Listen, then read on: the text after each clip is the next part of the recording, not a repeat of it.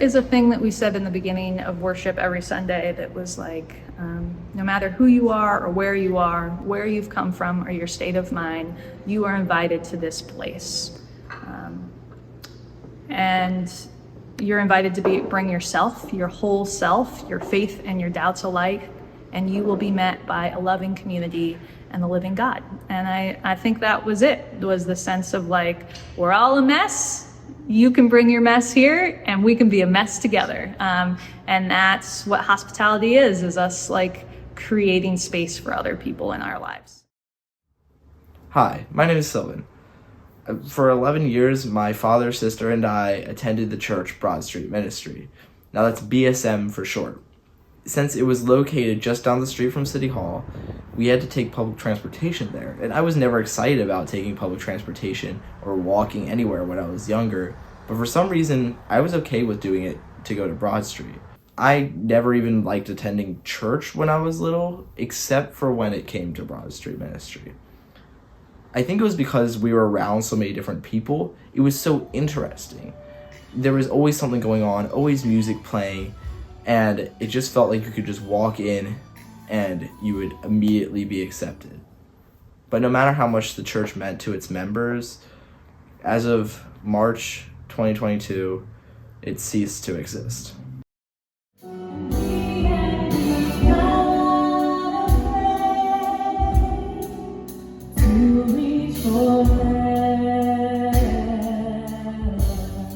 The church community was made up of a bunch of people who probably otherwise wouldn't be in church. Like, what a bunch of beautiful weirdos. Like, just every kind of person you could imagine. It felt like what everyone had in common is that everyone felt like refugees, right? Everyone had been kicked out of somewhere or not wanted somewhere or, not welcome somewhere. And had found their way to this place. The people there, the joys were extremely joyful and the sorrows were extremely sorrowful. And I felt like as the pastor there, like what I got to do was really experience being with people in the real shit of their life. I had the chance to raise my kiddo surrounded by all kinds of people. He'd come to work with me to work at the cafe where we've got men and women experiencing homelessness sleeping on the floor of the church. And Josh was a toddler and he's like walking amongst their sleeping bags and hanging out with them and high-fiving them, hugging them, and same as he hugs the guy in the suit on Sunday. And they were no different to him. And that was beautiful. My daughter, when she was like 3 or 4, said, "Daddy, why do we go to church?" It was like on the way when we were heading to church. Why do we go to church? And I said, it's very important for us to go to a place where people love us. And I think that was the thing, that you felt loved there and it felt genuine and it wasn't fake. And as much as people could, in the little bit they knew you, people loved you. There was something big being created there. And I loved it because it made me feel like I was a part of something big. I think one of the reasons I was so excited to go to church as a young kid was that they fed us afterwards. After the service was over, they would set up tables and feed the congregation, and the food was like really good. As the years went on, they stopped doing that after church service meal, but I think that's because they really started just feeding the whole of Philadelphia, the people who really needed it. So the main thing with Broad Street Ministry was they did best practices, so they would feed people and they would do it the best they could. Yeah, there was this transition that happened where at one point early on, everyone who led worship was also doing the services. And then the services became so big, we needed more people and they didn't necessarily need to do worship. That just became its own entity, which gave the faith community more room to do the faith thing. And maybe that wasn't good. The church is the place for those of us who had witnessed the thirsts and hungers of other people while also acknowledging our own individual needs. A thing that I think happens in a lot of religious nonprofits, it happened to Manna, it's happened to other places where they get so large that kind of the religious side of it is not the major focus. I remember Kara texted me, I think she said something like, "Can you believe this shit?" And I didn't know what, and I was like, what? And she was like, check your messages. So I checked, and it was like the really weird thing. It didn't seem real. Like, what? Can you describe what Broad Street's relationship was with nonprofit work?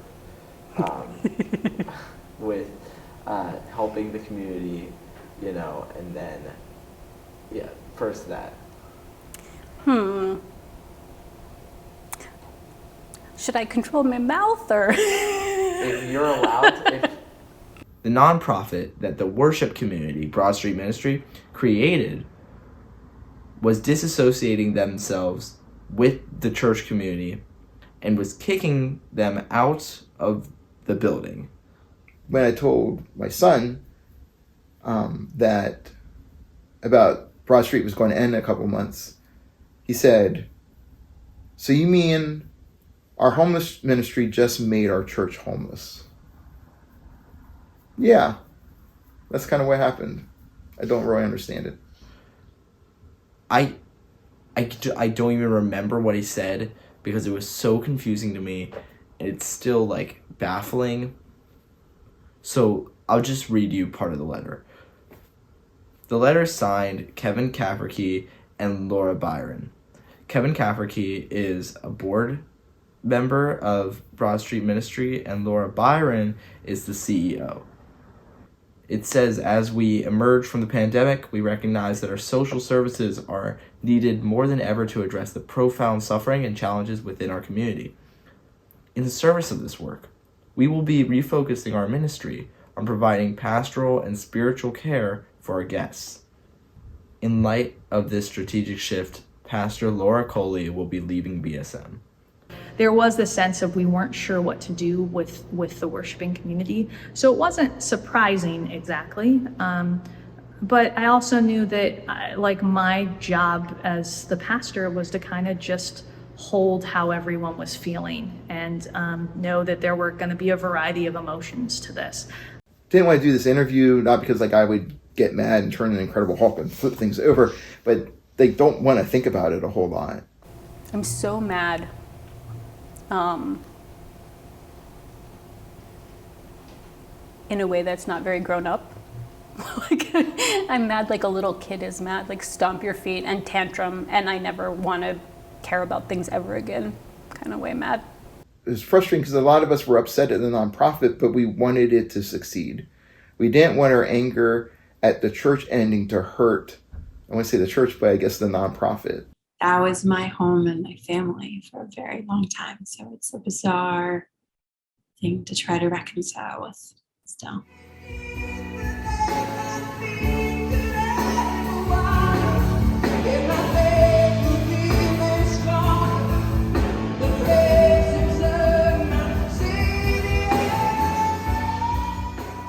What do you think was BSM's impact on Philadelphia? Huh. Your question made me really sad.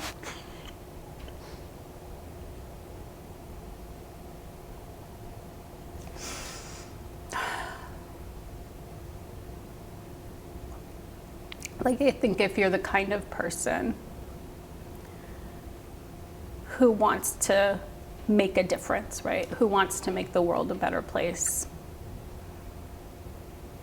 Over and over again, you learn the hard lesson that no human being does that in a big way. The only thing available to you is to make small differences. And Broad Street, for the years that existed, did nothing but make millions of very small differences in the lives of people who needed it the most. When I imagine the real thing that Broad Street Ministry did, it was not at scale. It was in relationships. It was in imaginations. It was in imagining that the world could be different than it is, and having the foolishness to think that could be real. Yeah, I think the organization of Broad Street helped people dream of and imagine what it does look like for us to genuinely be neighbors. We live in the city of brotherly love and sisterly affection, but like we're all jerks to each other. And so what does it look like to be like, yeah, this person is my neighbor as well?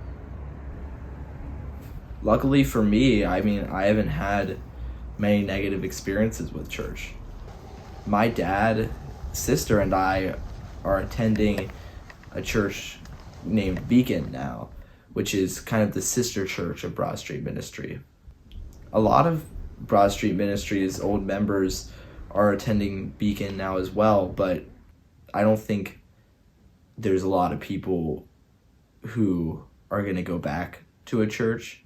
So it's another juxtaposition and interesting because the work still matters and is still impacting Philadelphia and Philadelphians, but it is doing so without the heart or the core of the people that began the work.